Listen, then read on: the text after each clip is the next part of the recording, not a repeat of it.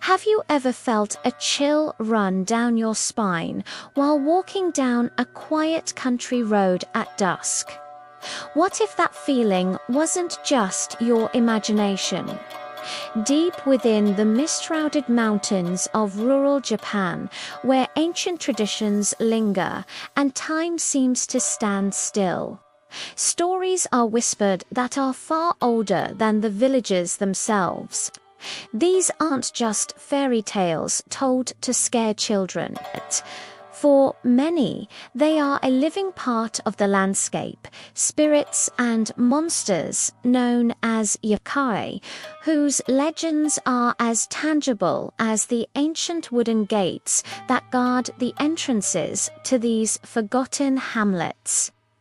Today, we journey into the heart of these mountains to uncover the chilling tales of the yokai that are said to still haunt the Japanese countryside. We'll explore the eerie presence of these supernatural beings and discover why, even in our modern world, some shadows refuse to fade. Prepare yourself as we step through the veil into a world where the old spirits still wander. Imagine you're a child playing in your backyard on a warm summer afternoon. Suddenly, you hear a strange rhythmic sound. Po, po, po. It's an unnatural, deep noise that seems to come from everywhere at once. You look towards the tall hedge at the edge of your property, and that's when you see it. Peeking over the top is a woman, impossibly tall, 8 feet tall to be precise. She's dressed in a stark white dress and a wide-brimmed hat, her face obscured by shadow. This is Hashishaku-sama, the 8-foot-tall woman. The legend says once she sets her sights on you, she will take you. Her chilling po-po sound is the harbinger of her arrival. Stories from internet forums and modern folklore paint a terrifying picture of her pursuit. Victims, almost always children, are said to disappear within days of spotting her. Her interest is marked by that sound, and once you've heard it, escape becomes a desperate race against time. The only protection is to be sealed in a room, surrounded by salt and protective charms. And you must not open the door for anyone, no matter who it sounds like, until sunrise. The fear of Hashishaku-sama isn't just about a monster. It's about the violation of a safe space, the terrifying idea that something can mark you from a distance and relentlessly hunt you down in a place you once called home. Now, picture yourself walking along a forested path as evening descends. The trees around you form a dense, dark canopy, blotting out the last rays of sunlight. The air is still. The only sound is the crunch of leaves under your feet. Suddenly, from high up in the branches, something plummets towards the ground right in front of you. It's not a branch or an animal. It's a massive, disembodied head. This is the Surut. The name literally translates to, well, bucket dropper, and that is exactly what it does. Drops from the sky like a bucket falling down a well. Sometimes it's just a head. Other times it's described as a fiery demon or a monstrous face that appears between the leaves. Its goal is simple: to startle and sometimes even consume unsuspecting travelers. Imagine the sheer shock of seeing a grotesque, leering face crashing down from the darkness above. In some tales, if you're quick enough, you might just get away with a good scare. But in darker versions of the legend, the Sarubo Toshi snatches up its victims, pulling them up into the dark canopy, never to be seen again. This yokai embodies the primal fear of the unknown lurking just above our heads, a reminder that in the deep woods you should never forget to look up. It turns a peaceful walk into a tense journey where every rustle in the leaves could be your last. How do people live in places where such stories are not just history, but a part of daily consciousness? In these secluded Japanese villages, life is deeply intertwined with tradition and respect for the unseen world. It's not about fighting these spirits, but coexisting with them, and, more importantly, protecting oneself from their malevolent intentions. You'll see this in the quiet rituals of the village elders. They are the keepers of ancient knowledge, passed down through generations. Watch closely, and you might see an old woman carefully placing small piles of salt, or morigio, at the corners of her home's entrance. Salt is a powerful purifier in Shinto belief, believed to ward off evil spirits and create a barrier of purity that yokai cannot cross.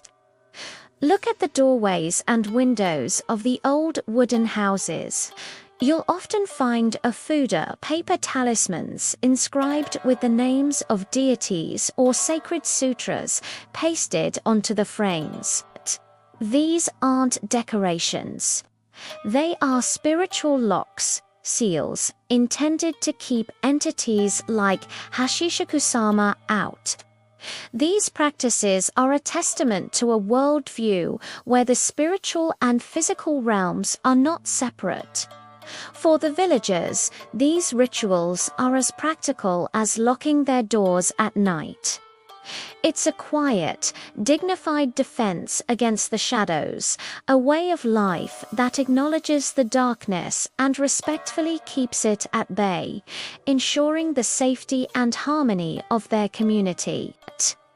The fear these yokai inspire is profound because it taps into our most basic human anxieties. Hashishikusama represents the fear of being stalked, of a relentless predator from which there is no easy escape. It preys on the vulnerability of childhood and the sanctity of home. Surabotoshi embodies the fear of the unknown, lurking just out of sight, a sudden, shocking attack from a blind spot we all have the space directly above us. It reminds us that danger can come from anywhere, at any time, without warning. These aren't just monsters, they are personifications of dread. What makes them so enduring is that they don't need a complex backstory or motivation. Their existence is the threat. They represent a world that operates on rules we don't understand, where safety is an illusion and the natural order can be shattered in an instant. The legends persist because the fears they represent are universal and timeless. They are the reason we quicken our pace when walking alone at night or feel a sense of unease in a silent, empty house.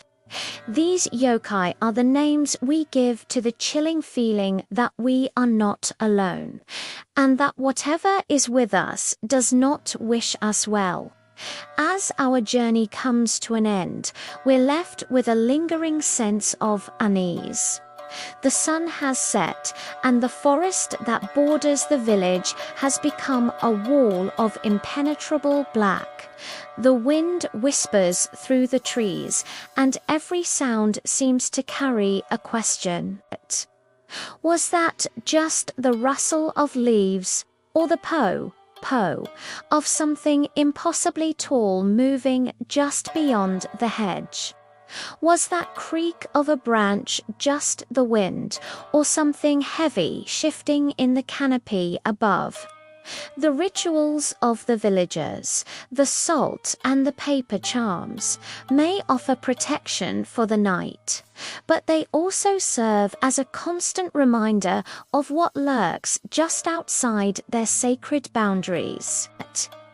In these ancient corners of Japan, the modern world feels a million miles away, and the old world feels terrifyingly close. These spirits, these yokai, have never truly left. They remain in the shadows of the mountains, in the depths of the forests, and in the chilling stories passed down from one generation to the next. They are a part of the land itself. So the next time you find yourself on a lonely road at twilight, listen closely. You never know what might be listening back. Thanks for joining us on this dive into Japan's chilling yokai legends. If you enjoyed this journey into the shadows, be sure to hit that like button and subscribe for more explorations of folklore and mystery from around the world. Let us know in the comments which yokai you find the most terrifying. Stay curious and stay safe.